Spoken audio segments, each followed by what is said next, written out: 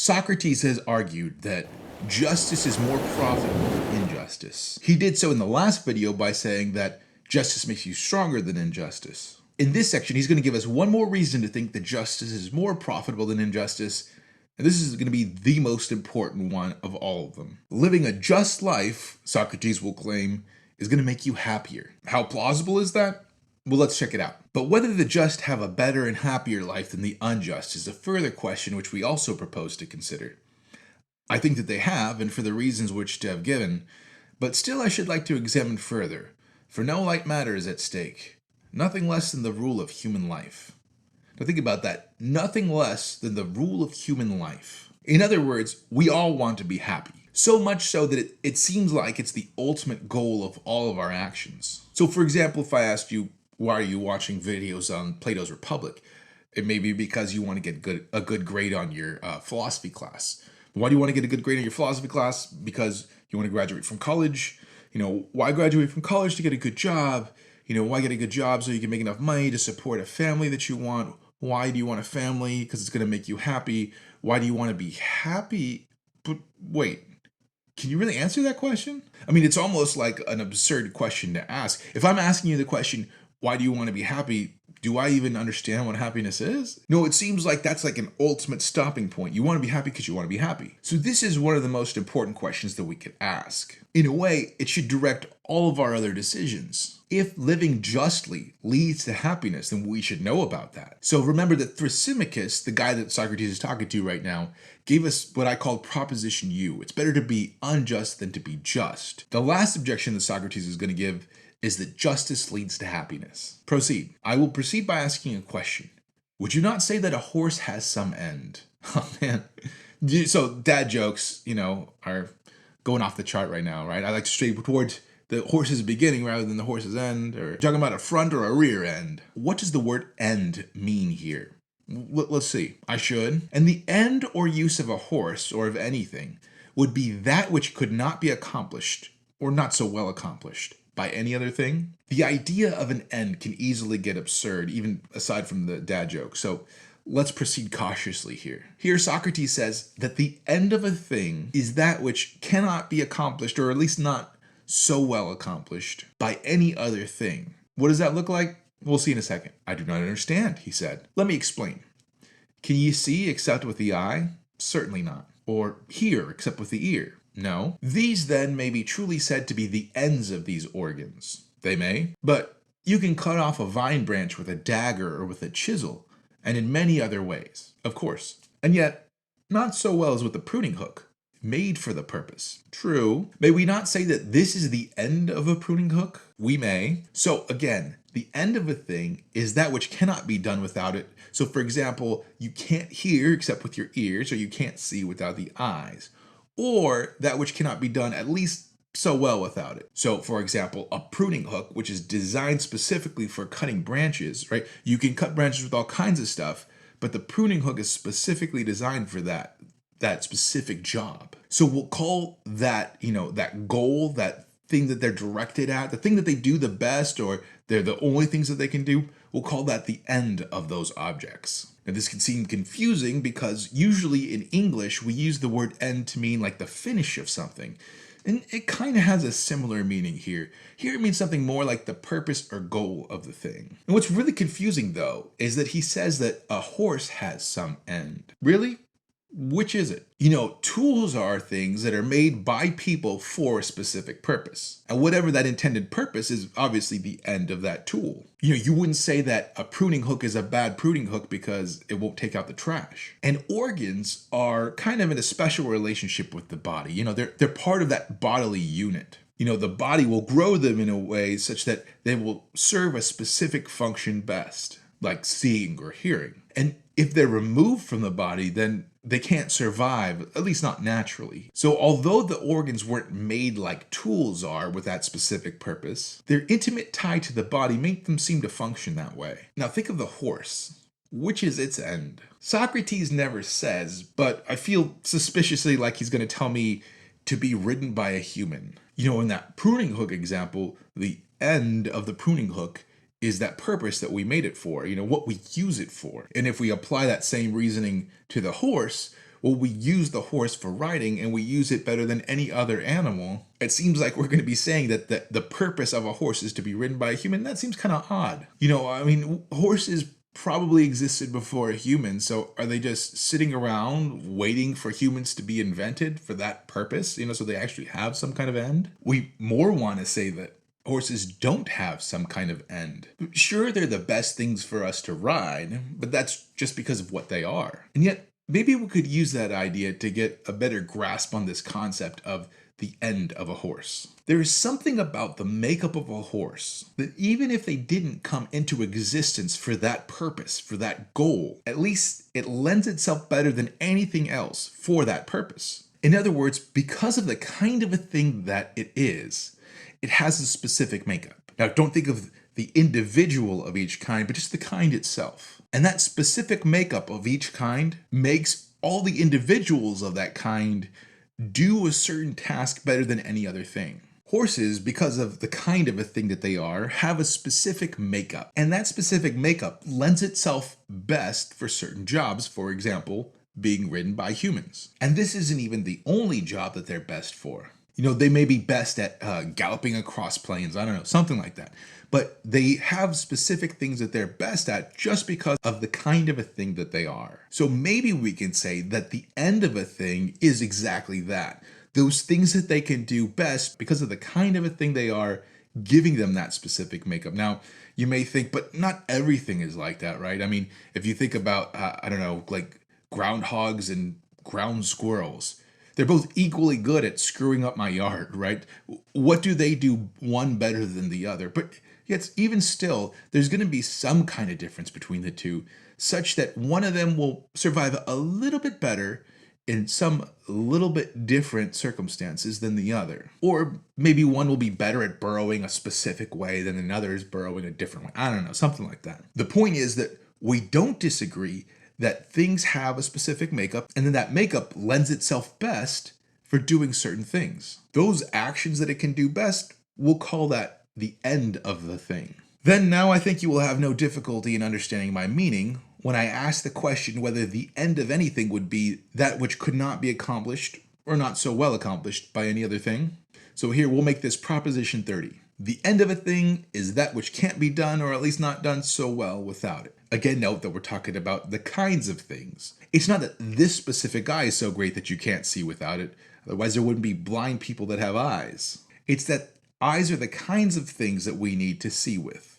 Or pruning hooks are the kinds of things that cut branches down best. I understand your meaning, he said, and assent. And that to which an end is appointed has also an excellence. Need I ask again whether the eye has an end? It has. And has not the eye an excellence? Yes. And the ear has an end and an excellence also? True. And the same is true of all other things.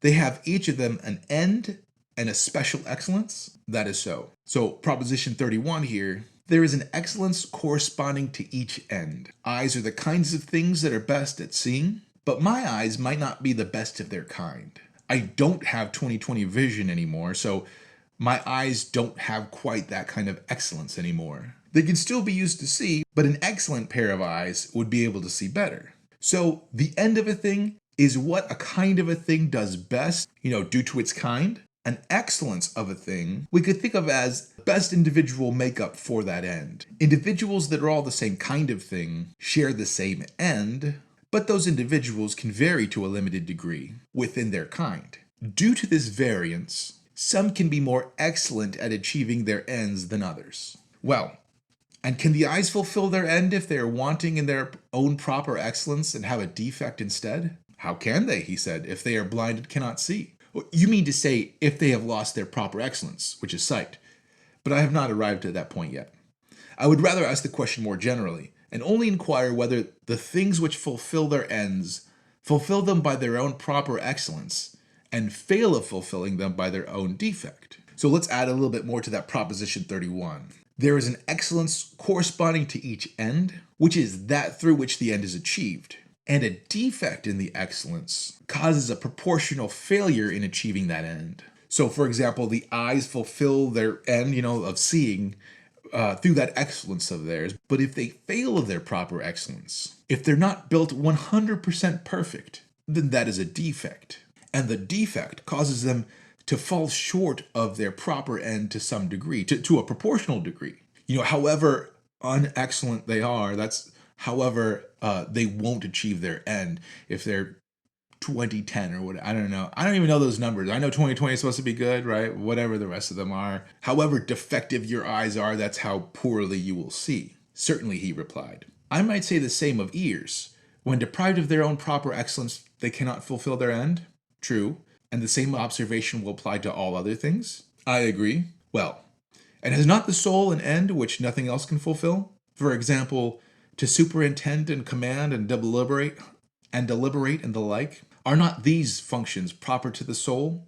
And can they rightly be assigned to any other? The idea of a soul is obviously contentious. And it's going to be a little frustrating for you if you're starting to watch this and you're thinking, well, I want to see, is living my life justly going to make me happier? Oh, I don't even believe in a soul. And he's using the idea of a soul to prove it. So obviously this isn't going to work for me. But let's do this. Let's give the soul a functional definition. In other words, we're not going to say whether it's some ghostly thing or maybe it's some physical aspect of us. We're just going to label whatever performs that function.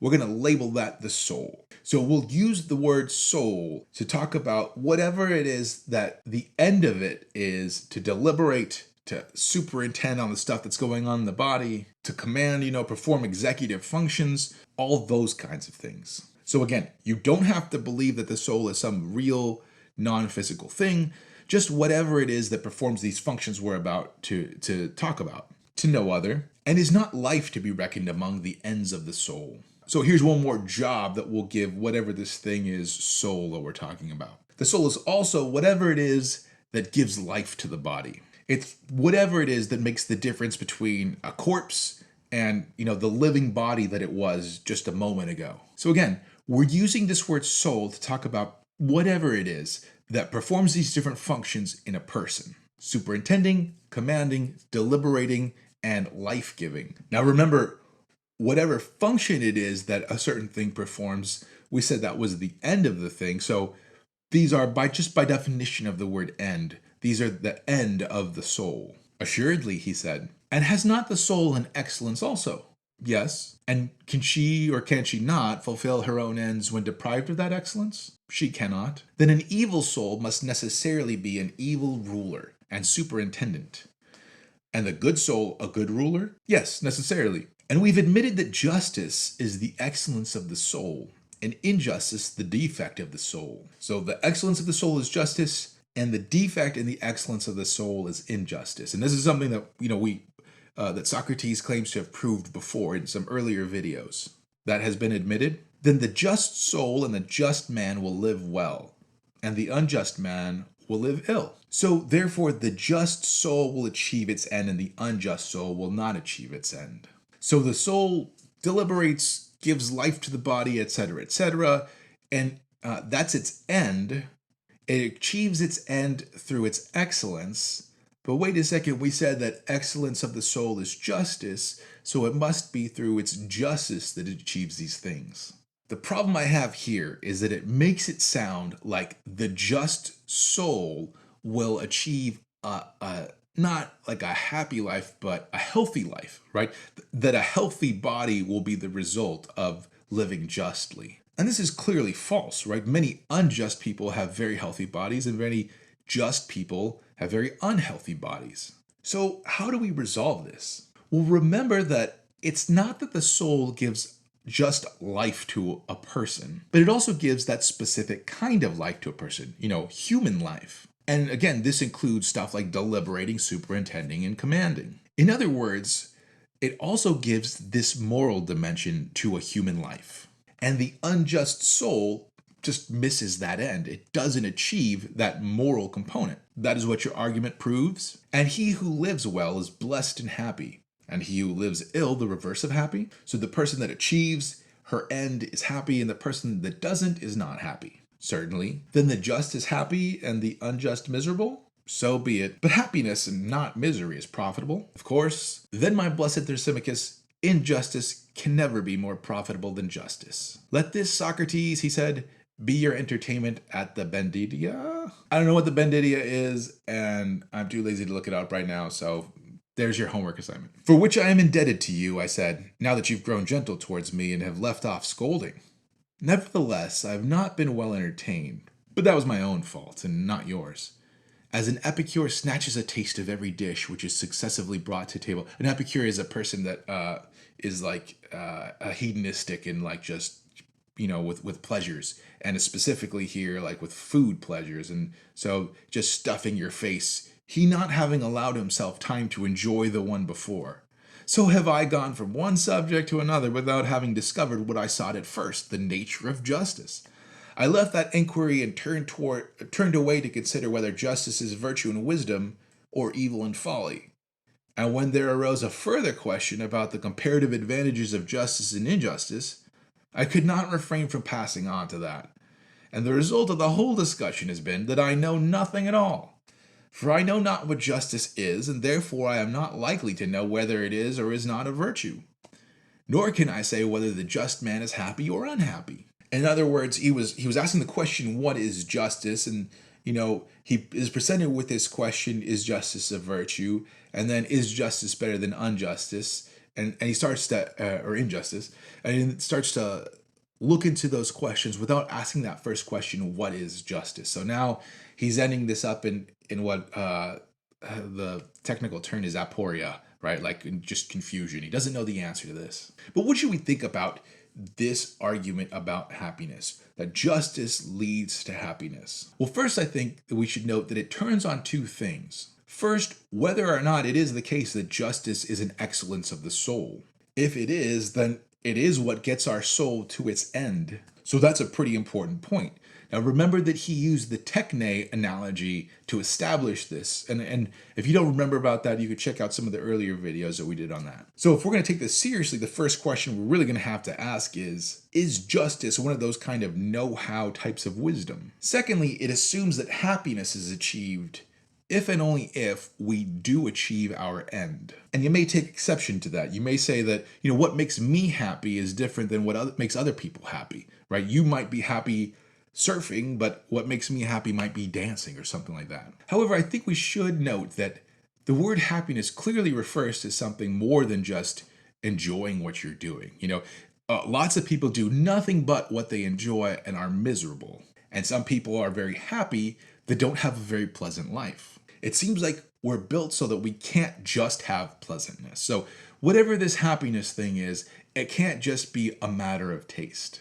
But further, I think we have to know that there must be some kind of sameness here. I mean, for example, how do you know that apples won't poison you and that cyanide will? Have you ever tried cyanide? How do you know?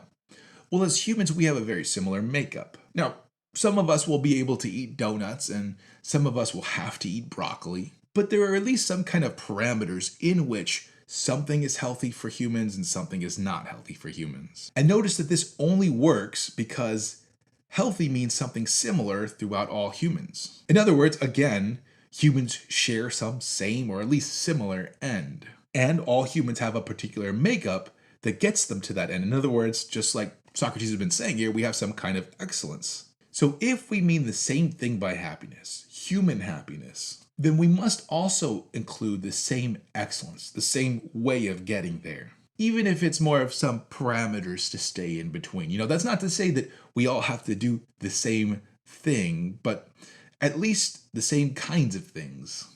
Dancing might be what you prefer and surfing might be what I prefer, but there must be some kind of sameness between those two things. Maybe it's the fact that they're fulfilling, or maybe it's the fact that our bodies are exercised well when we do those things. Whatever it is, it seems like there has to be something that's the same between those two things, and it's that sameness that leads us to achieving that same end, happiness. But big question is, should you believe Plato here? Would you be happier if you were a just person? And I think we have two different ways of looking at this argument. First, you could think about that kind of disciplined argument that we talked about before. If you want to be healthy, you eat a disciplined diet. If you want to be smart, you have a disciplined study routine. So if you want to be happy, you live a disciplined life. Now, injustice is not a disciplined life, but justice is a disciplined life.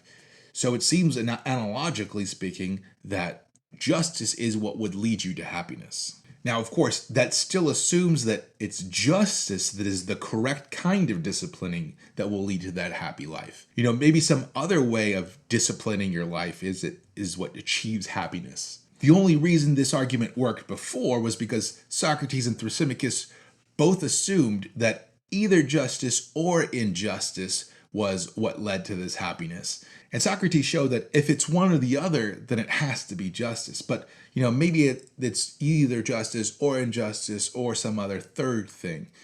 But then again, if it is that kind of third thing, what is that third thing? It can't be something that's totally been undiscovered. Otherwise, no one has been happy throughout all history, which seems pretty absurd. It seems at least like justice would be the most plausible option here. But I think you can also look at this in a different way. The person like Thrasymachus that is living unjustly is usually doing so to get power and stuff. And I know not always, sometimes you're living unjustly so you can feed your kids. That's a different story. We'll talk about that in a second. But here's the thing. Power and stuff never satisfy, right? You always want more. There's never enough to get. So in a way, you're kind of enslaved to those things, whereas the person who's living justly is willing to let go of those things for these other principles that she has. Now, living justly is usually living in such a way that considers the good of others. Following the law usually makes sure that other people live safely, live in an orderly society, stuff like that. Now, this kind of mentality, thinking of the good of others usually doesn't have the same side effect as trying to get power and stuff. There is some terminus to treating people justly. Once you've treated them rightly, you're good. So in a way, just automatically living justly can be more satisfying than living unjustly. Living unjustly is, by its very nature, a dissatisfying kind of thing. I have to say, though, I don't think living justly is enough. But I do think that it's a necessary condition for happiness. In other words, you don't get happy just by being just, but you can't be happy without it. And I think an empirical study would bear that out. I think, if you just a personal anecdotal study, if you go around and look at people who are doing the wrong thing all the time, how happy do they seem? They might have all the stuff and everything, but do they have that kind of happiness that you want? Whereas you could see people who are impoverished and yet doing the right thing. Do those people seem to be happy? Do those people seem to have what you want? Now, back to that objection. What if you're living in an unjust society? What if you have to do bad things because the law is bad or because people are corrupt? And in order to feed your kids or in order for you just to survive, you have to break the law. In other words, if the foundations be corrupted, what can the righteous do? I think those are great questions, and I think they show that following the law isn't always just. There must be some higher law than just the law of the land. So I think in the case of stealing to feed your kids, well, I think that must be justice. But then again, that gets into the question, well, then what is justice? If it's not just following the law of the land, what are we talking about? And that's exactly where Socrates leaves it. So that's exactly where we'll leave it for right now. Stay tuned for book 2, and we're going to get through this whole Republic eventually. But thank you very much for sticking with me through book 1. I enjoyed it. I know it was long, but I thought it was really fun. And if you enjoyed it, please go ahead and subscribe to the channel and hit the little bell so you can find out when the next video comes for book 2, and I will see you in that video.